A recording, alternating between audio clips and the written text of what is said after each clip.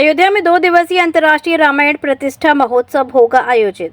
गौ प्रतिष्ठा ध्वज स्थापना के मौके पर जगत गुरु शंकराचार्य स्वामी अविमुक्तेश्वरानंद सरस्वती जी महाराज ने अयोध्या में गौ प्रतिष्ठा ध्वज स्थापना के मौके पर अंतर्राष्ट्रीय रामायण प्रतिष्ठा महोत्सव का उद्घाटन भी किया।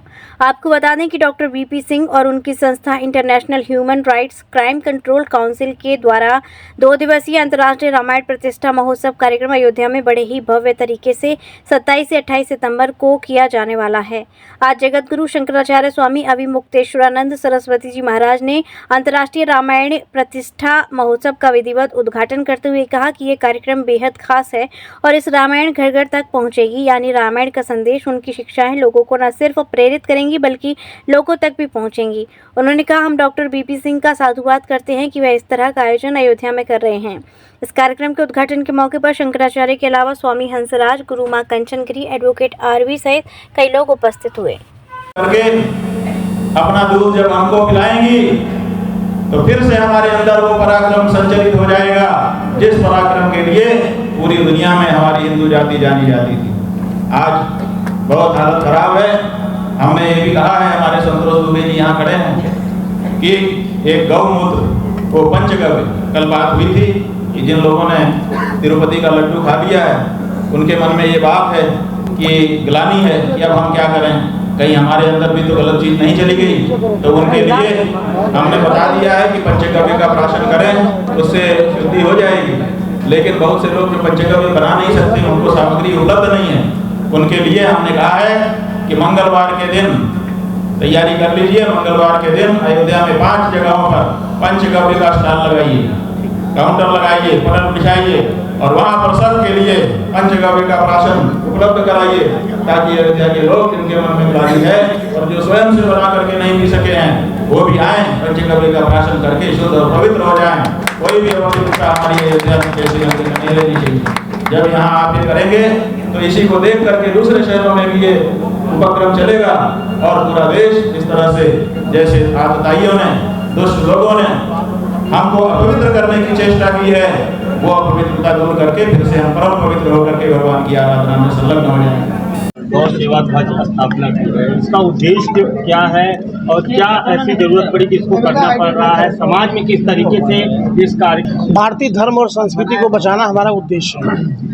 सबसे पहली बात है कि हम धर्म को मानते हैं, हम मंदिर जाते हैं, लेकिन आप देखिए कि बहुसंख्यक लोग हैं जो शराब में और मांस में डूबे हुए हैं।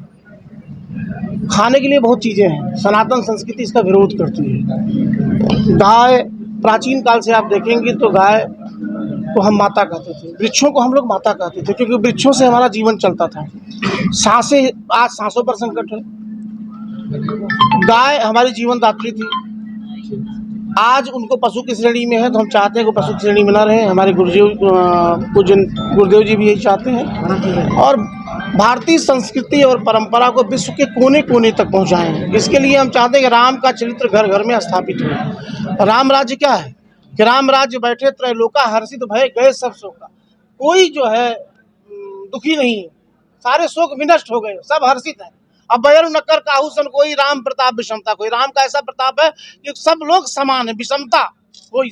और अंत में क्या कहते हैं, रहे एक संग गज पंचानन। गज मीन हाथी, पंचानन मीन शेर। जहाँ हाथी और शेर रहने की परिकल्पना थी, वहाँ आज पड़ोसी का नहीं है। ये विडंबना है और ये विडंबना तभी समाप्त होगी जब हम घर घर में राम का चरित्र, प्रभु राम का चरित्र स्थापित करेंगे।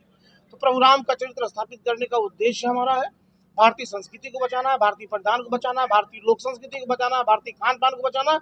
इसीलिए क्रम में हम लोग इस काम को कर रहे हैं। सिंह जी, इस समय के क्या प्रयास रहे? देखिए, social media, print media, electronic media में भी सकारात्मक चीजें जानी चाहिए।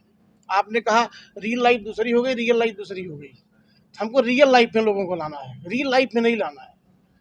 और जब रियल लाइफ में आएंगे, भारतीय धर्म का, संस्कृति का, आप कोरोना काल में देख लीजिए कि रामायण का फिर से शुरुआत हुई थी डीडी न्यूज़ पर, डीडी चैनल, दूरदर्शन पर, और सभी घरों में लोगों ने देखा।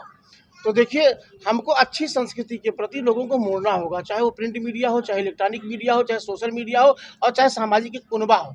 हम 4 लोग बैठ करके अगर अच्छी चीज़ों का विचार करते हैं तो विचार की जो भावनाएं हैं वो एक दूसरे तक पहुंचती हैं। उसको पहुंचाने का माध्यम हम भी हो सकते हैं, आप भी हो सकते हैं और कोई समाचार पत्र भी हो सकता है, कहानी भी हो सकती है, मतलब साहित्य, दर्शन सब कुछ उसके में आबद्ध है। तो हर माध्यम से हम पहुंचाने का प्रयास करें। Jaswant telecom mobile repairing, parts एवं मोबाइल एक्सेसरीज के थोक विक्रेता।